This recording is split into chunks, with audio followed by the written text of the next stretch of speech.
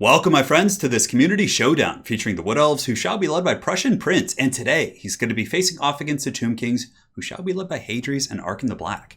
Now, as far as the Wood Elf build goes, it's pretty classic stuff. It's going to be the triple Waywatcher Goon Squad, which is just super powerful, especially against Tomb Kings. If there's constructs or lords, anything like that, they can really take them apart. And what that really kind of led to in the early days with the metagame for the Tomb Kings is they just went super wide, using like Tomb Guards and Skeleton Warriors, and basically just trying to swarm you with like Nehekar Horsemen and cheap stuff like that. But triple Waywatcher, very strong, a proven tactic for sure. But again, it seems like the meta has shifted a little bit. A lot of people are starting to compensate for Waywatchers, and as such, I've seen Wood Elf players using like Glade Guards and things like that, which is pretty cool. But nonetheless, in this game, Prussian Prince is going to be using the Glade Lord on the Dragon with the Prey of Anothrema. Really powerful combo there in itself. You can basically Prey of Anothrema and then Breath Attack, Focus Fire down with Waywatchers, and you can get a ton of value. And for anyone who's new to the game, Prey of Anothrema is an ability on the female Glade Lord, which does give negative 22% missile resist, and it snares them in place. Very powerful stuff. On top of that, a couple cav units, two groups of Wild Riders. In the back, it's going to be Spears, a Spellsinger of Life up in the sky, which is pretty powerful in its own right. 390 weapon strength, 44, 30 for combat stats. Certainly no joke from that big angry pigeon. Now we have Wild Riders. Wild Riders, I don't think there's any Sisters of Thorn, which you usually see just to get the free spells, but in this case, it looks like he's going to be going in pretty deep with Wild Riders, which are very good. Solid battlefield control against Tomb Kings, because if they're chasing your Waywatchers with Carrion, with Nehekar Horsemen, things like that, basically the Wild Riders can just stomp all over Nehekar Horsemen in a straight up like charge on charge fight. So without the charge bonus though, the Nehekar Horsemen do put up an okay fight, but with the charge of the Wild Riders being 67, yeah, they can do some serious work. That's pretty much it for the Woody army, and now for the forces of the Tomb Kings and Hadries. It's going to be Arkin the Black here, Spirit Leech and Buna, both great choices. I often like to bring Fated Buna against Wild Riders. You pin them down, you break them, it lets your Nehekar Horsemen get onto the Deepwood Scouts, and not Deepwood Scouts, but the Waywatchers and Glade Guard, which is very powerful. On top of that, Skeleton Summons are always good. He's got a couple Horsemen as well, but the front line is going to be pretty chaff-centric here. I think there's a couple Tomb Guard in the middle just to kind of anchor his formation. They have Silver Shields, they can beat Eternal Guards, they put up a good fight against pretty much all the Wood Elf infantry. A very solid choice to kind of anchor the center of the formation here. Now a couple big boys as well. Looks like there's going to be the big old Sphinx of Usef here in the back, and Anti-Large, Armor Piercing. The fire damage, I don't know if it's terribly pertinent. I guess against the trees, if the Wood Elves come in with like a big old Durthu pick or something like that, he's going to be a powerhouse. But even against, Dragon over here, he's going to be quite strong. I mean, both players kind of have to respect one another here, but on that same note, the Sphinx is also going to be a huge target for the Waywatchers to focus. Necrotect here for some dank heals, Spellsinger Skeletons, Skeleton Spearmen, and a couple groups of Nehekar Horsemen, and just Nehekar Horsemen with Carrion in the Deep Vanguard coming to maybe pin in and waste the ammunition of those Waywatchers. So guys, let's get the show on the road and see how it goes. So firstly, you can see the Waywatchers here are going to be rotating out this direction. So basically, they're just trying to get in position so they can get a really good, juicy opening volley here on the Sphinx. Maybe we will see an early Prey of Anothrema, not sure, but again, going after that or the Necrotect are both good choices. Now, mind you, Waywatchers do have stock, so his opponent is just now privy to it. We saw the little eyeball icon pop up, and here comes the first volley. Nasty stuff, getting in there, doing like 1,000 damage to that Sphinx. Prey of Anothrema is active, and that's all it takes is one slip up, and you're going to be paying that fat, juicy troll toll. So the Sphinx here going to be getting hammered pretty hard. Restore has gone active, and I believe he does also have an item. Let's go ahead and take a look here and just zoom down here just so we can clarify this before the battle gets going. And I think it gives a 10% missile resist. So that does add up quite a bit against a big old beastly firing squad here of the Waywatchers. Now the Tomb Kings in response are going to be surging forward with a massive push from their Nehekar Horsemen. They basically send some Carrion to their doom here to attack these Waywatchers, but basically it's all just to make sure that the big old Sphinx can survive. It can get the full benefit of all those restores and really prosper. Nice countercharge coming in here from Prussian Prince. He gets a great punch here on these Nehekar Horsemen, and those guys are going to be taking a beating from the Wild Riders. Like I said, the charge bonus is very pertinent. There's also some spears following up, and it looks like they are going to be falling back to Arkin the Black, but nice summon by Hadries there. He's able to summon some skeletons to really target those bad boys down. Now, in the meantime, the Horsemen and the Carrion are really swarming all over the Waywatchers, getting some okay damage. Only 4 models lost here, and it looks like 8 models lost here, so there is some okay damage on these guys. But for the most part, those Waywatchers should be able to get back, stabilize, and use their ammo quite happily. So over here, it looks like Arkin the Black is going to be committing to this fight. So he does use the glorious Fated Buna here on the Wild Riders, and they're trying to escape, but there are some spears coming in as well. So those Wild Riders probably will be going down here. Fated Buna very, very good against those type of units. Now the Dragon's back up in the sky, and it looks like the Wild Riders, for the most part, the two groups here, have been able to secure the back line. So the Carrion here got pushed off, Nehekar Horseman got pushed up, but there's also a big, thick, angry Sphinx coming in, but yeah, pretty big magnet. And I would imagine that the Prey of Anothrema on the Dragon is probably almost active, and it looks like there is going to be a Breath Attack going downtown here against the Tomb Guard or Skeleton Spears, and it does some okay damage, maybe a little bit of friendly fire, but nonetheless, not terribly devastating. So the Sphinx is doing okay work here against the Wild Riders. Again, they are large, and it's a pretty ideal target for sure, and his AP is a little bit wasted here, but nonetheless not bad. And some of the Nekar horsemen who did fall back from the initial engagement, getting pushed back by the Wild Riders, have now returned, and they're committing to a pretty big pit fight. Probably because they do have the support of the Sphinx. The Libra Mortis is active, and oh no, the bird has landed! The pigeon is getting cooked! The Sphinx, who is, of course, anti-large, armor-piercing, really able to take this guy apart, but instead, he's going to be focusing on the Wild Riders.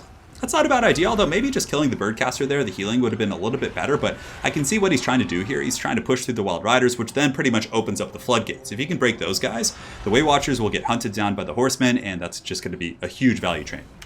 Nonetheless, another Restorer is going down right here. Some of the horsemen have gotten through, and this is actually a huge play here from Hadri's. Getting these guys back here to even temporarily shut these down and take the firepower off the big Sphinx here, which is doing great work. You can see the Wild Riders have been crumped.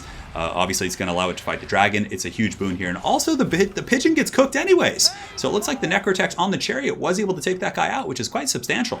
So in the meantime, Way Watchers are falling back. A nice Ushopti summon here, but it looks like the Way Watchers are already running away from the direction of the summon, so a little bit unfortunate there. But the Ushopti are going to be pursuing. They're very quick. 54 speed against 40 of the Way Watchers should allow them to catch them, and at the very least, take out some models, waste some ammunition. It's going to be okay. So up in the sky, the dragon has been afflicted by Spirit Leech, so he's going to be falling back. The Spellsinger's back online, so that's pretty unfortunate for the Tomb Kings now. The bounce power is in the favor of the Tomb Kings right now, I would say. Maybe a little bit. Is it? I'm just totally confused. Who is the yellow and who is the red player here in this game? But nonetheless, it's a very even game. A couple minor tweaks could really affect the bounce of power here. The Ushopti summon, of course, also affects the bounce of power. So as those Ushopti summon do dissipate, it is going to be affecting the bounce of power in the favor of the Wood Elves. So some Wild Riders doing their best to peel. And this is really the focus that Prussian Prince needs here. He really needs to kind of take out all the mobility, allow his Way Watchers to just kind of prey on the targets they want, and basically in the end game, just let the dragon with its breath attacks and its cycle charging clear up all the chaff and things like that.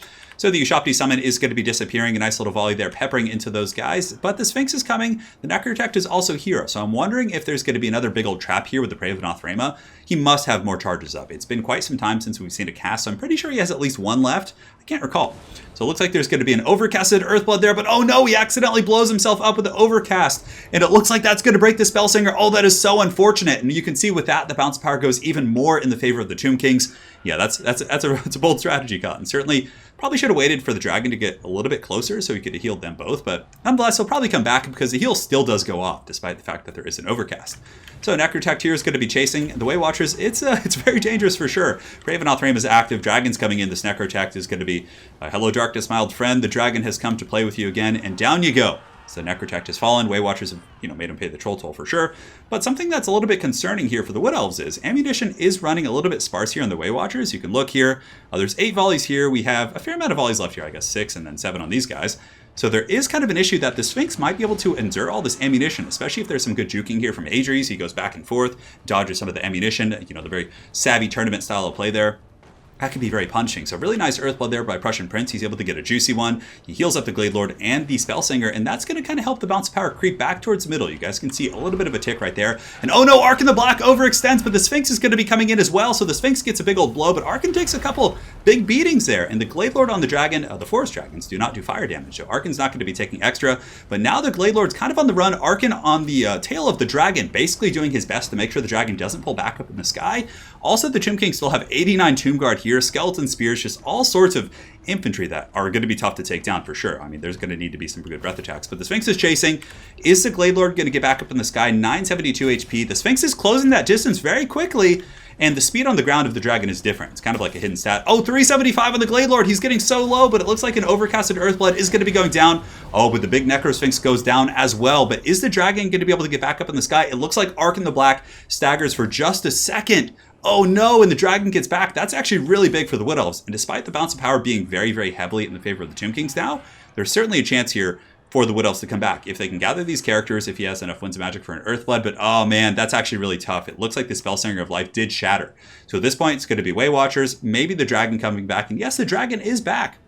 Also on top of that, there are some Wild Riders. So the Wild Riders are going to be surging in, cycle charging some spears there. Looks like the dragon with a nice little breath attack there, but I would have probably saved it for the Tomb Guard. The Tomb Guard are going to be a pretty big issue. Granted, arguably the spears are a good choice as well because they're an anti-large option and they're going to be pretty efficient in terms of just cost here against the Glade Lord and some of the Wild Riders. So yeah, not a bad idea. So Arkan the Black's coming in for that duel. He wants it. He wants to go fisticuffs. 1900 HP against the 739 here of the Glade Lord, but Arkan just going in for the charge there and he makes contact. 480 on the dragon, and on his horse, he's got a okay little charge bonus of 32 by Tomb King standards. Tomb King's not really known for their charge bonuses, but you can see here there's going to be some some, a little bit of kiting, reforming the ranks, a skeleton summon. Oh, that was a beautiful summon there by Hadri's. So basically, the Wood Elves were trying to pull back there, and he blocked their retreat there with Arc of the Black.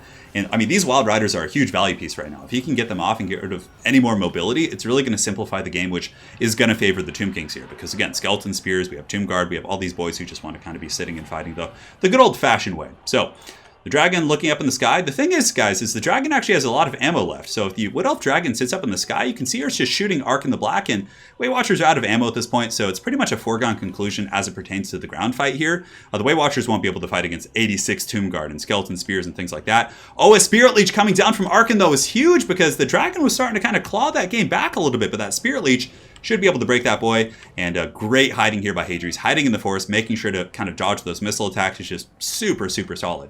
So the Wood Elves, what do they have left? 35 Way Watchers. They got 9 Wild Riders coming back here, but these Way Watchers are pretty crumped. The dragon is broken off, but he might come back again. I feel like this dragon's broken like 10 times this game, but he just keeps coming back. He's like the T-800 or the Terminator. He's the Arnold Schwarzenegger dragon. And that's pretty much going to be it, I think. I mean, I don't see the Wood Elves being able to come back here. With Arc in the Black just cackling about, Libra Mortis and the Skeleton Summons are pretty much just on the clock here as he is engaged. Way Watchers are going to get hunted as well. Yeah, it's going to be tough. Wild Riders can cycle charge all they want, but they're Skeleton Spears. There's a lot of Tomb Guard. Those guys are very durable. They're unbreakable, and that's going to be all she wrote. So very well played to those two players. That was a really fun, really technical game. I mean, Prussian Prince's build is like the classic Wood Elves, right? Way Watchers sniping, and then clean up the rest with the Dragon and the Wild Riders. But some really nice Fate of Buna plays. The persistence here with the Nekar Horsemen and the Carrion was really solid, and the durability of the Tomb King's infantry really was quite an ace. But also the Necrotech save in the beginning on the Sphinx was really good. I mean, that thing, I thought it was 100% dead. It was taking a pounding from those Way Watchers, but the 10% missile resist plus a restore seemed to be enough. And it's not something you see too often in this matchup, but I think it's a really cool kind of niche pick. He had plenty of assets to chase down Way Watchers, and assuming the Way Watchers can be dealt with or at least mitigated in some way through like restores or other effects like that, that Sphinx is a great countermeasure against the Dragon, because the Dragon is the classic follow-up to the Way Watchers. The Way Watchers soften it, the Dragon comes in for the kill. That's like old school, not even old school, but like Warhammer 2 Wood Elves in a nutshell. If their Durthu Pit comes in and they go with like a tree rush, you have fire damage, you have anti-large, anything, off meta, the Sphinx really takes care of. So yeah, it was really cool stuff. I mean, both players played a great game. Prussian Prince had some great focus fire, some great micro on getting those Way Watchers away from all that pressure, and still using them to the point where all their ammunition was gone. I mean, he really got his value. He earned chevrons on them. It was a great game. So well played to Prussian Prince and Hadri's. Thank you guys so much for sending in this replay. Certainly had a great time casting it. And we'll see you guys next time. Take care.